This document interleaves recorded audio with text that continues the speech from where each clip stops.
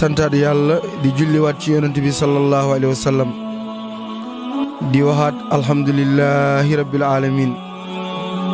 kaamil bi ñu doon jàng yàlla may nañu kaamil bi mot na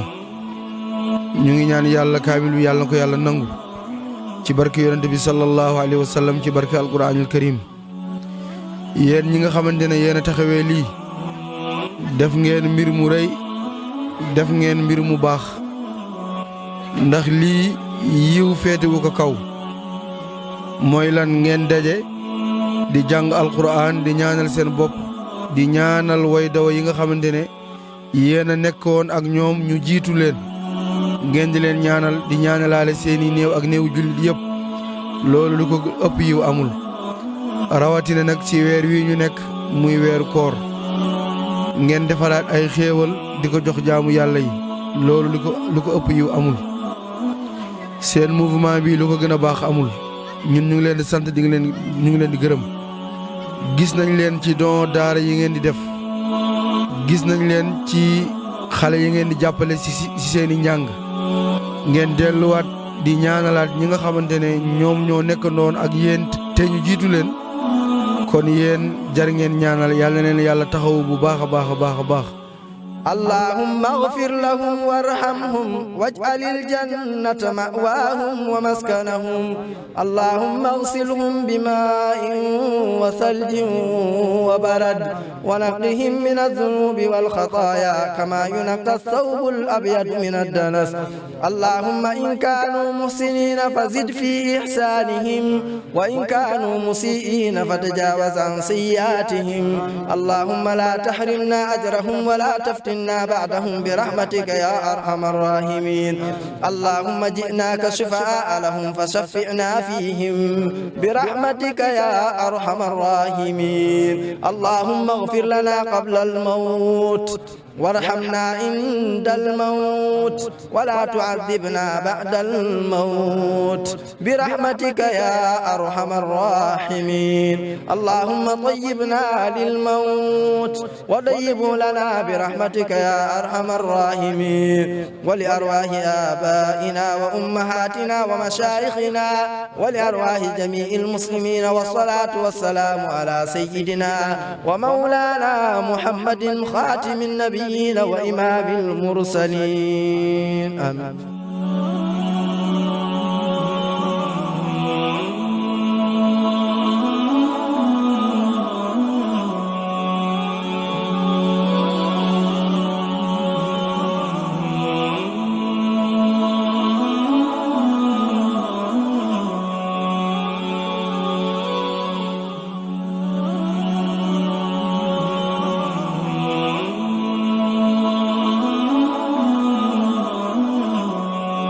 Alpha Ndiaye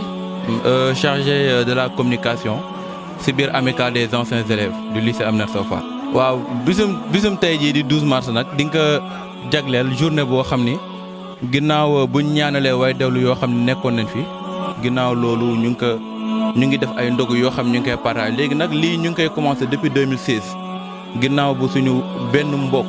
di élève bu mu génnee àdduna ci la ni pourquoi pas jël benn bis boo xam ni nga koy ñaanal moom ak ñu ko jiitu. bu loolu weesoo bu heure yi jotee tamit ñi partager lu naan ndogu te loolu noonu c'est juste day nekk benn élan de solidarité benn élan de fraternité boo xam ni mu ngi exister diggante ñun anciens élèves yoo xam ne fii lañ jàngoon ak élèves yu fi nekk ak administration bi. en terme d'organisation nag déjà am nañ benn groupe WhatsApp boo xam ne dina canaliser ñu bëri ñoo xam ne nekkoon nañ fi muy anciens élèves plus de 400 membres. foofu fa lay njëkkee bu loolu weesoo tamit ñu ngi bokk organisation bi ak élèves yoo xam ne ñu ngi fii ndax yaakaar naa ne ñooy suñ sponsor yu njëkk ci liggéey bi élèves yu fi nekk la ñuy gën a di ñuy déggool ak ñoom tamit ci liggéey bi ci wàccaay liggéey bu loolu weesoo ñu ngi am ndimbalu ñoo xam ne tamit administration bi dinañ jàpp ci liggéey bi te en terme d'organisation aussi am na ay personnes de bonne volonté yoo xam ni même buñ bokkul ci amicale bi sax ñu ngi ñëw di ñu jàppale ndax lu naan def te yàlla rek a tax loolu daal en terme d'organisation am na yeneen sponsor comme ñu fi taxaw waa Jaalibatu ñoom tamit dimbali nañu ci bu baax a baax ci ndogu li donc mun nañ ni daal loxo yi ñaal ñoo booloo dégg nekk benn xàccandoo dóorandoo pour matal suñ objectif. ginnaaw bu nekkee am na ay xam ne ay élèves lañ woon nekkoon fii suñ borom jëlee leen fi amoon na ñoo xam ne tamit ay prof lañ woon ñu ngi woon fii suñ borom tamit def lu gën si ñoom amoon na ay gardiens ñoo xam ne tamit si administration bi leen bokkoon. léegi ñooñu ñëpp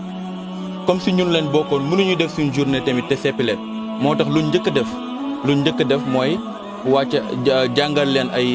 leen kaamil ñaan yàlla suñ borom fu mu nekk gën a leen fu mu jóge gën a ñun tamit suñ borom mais ñu ñi gën leen di dolli ñaan ñoom ñi nekk foofu moo tax journée bi daal pàcc bu si gën a ëpp solo tamit loolu bokk na si mooy ndax journée de prière la ak dondog moo tax prière bi moom wax dëgg fa yàlla am na solo bu baax a baax. Bon, c'est Moussa Gueye, président de l'amicale des anciens élèves du lycée Aminata Sow Fall, ex-lycée Padoua Builders. Voilà, cette journée marque la 10e édition de ce qu'on appelle les journées de prière et de distribution de ndogu ici au lycée Aminata Sow Fall.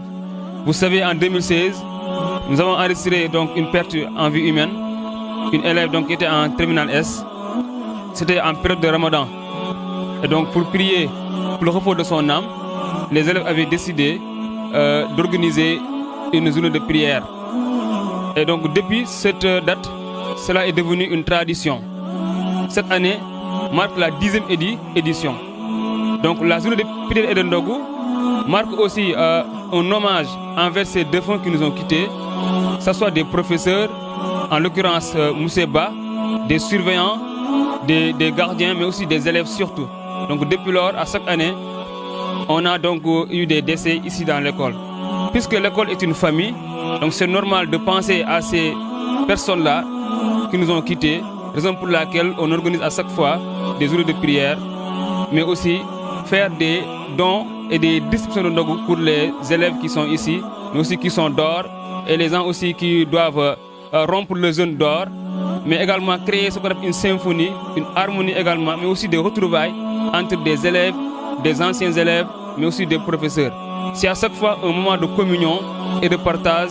donc marqué par la solidarité, à chaque fois et la convivialité entre anciens élèves, mais également entre professeurs, anciens et élèves.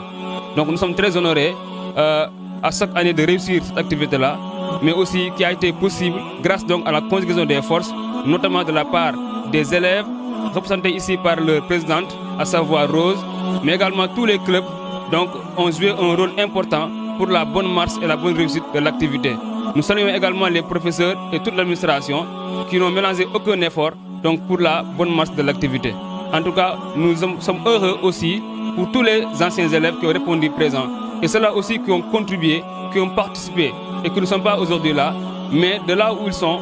on a vu donc leur effort, leur contribution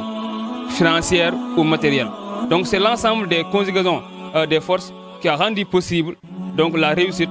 de cette activité dénommée journée de prière et de ndogu. Désormais, ce n'est plus seulement pour les anciens, c'est pour tout le lycée, pour toute l'école, pour tous les élèves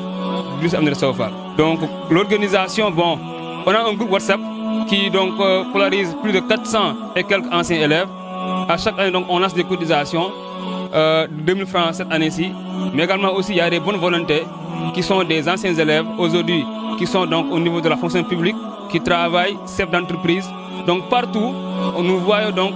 des efforts consentis à l'annonce donc de l'activité que nous organisons. Il y a également donc des quêtes qu'on organise, que ce soit donc dans l'école ou bien aux alentours de l'école, qui nous permettent, n'est-ce pas, d'avoir donc des sous afin donc d'organiser l'activité. Donc à chaque fois, on sent qu'il y a la nette collaboration entre les parties prenantes, les élèves, les anciens, les professeurs et l'administration. Donc c'est tout cet ensemble-là qui participe à l'organisation donc de l'activité. Une fois donc dans l'activité, on a donc une première phase consacrée à la prière,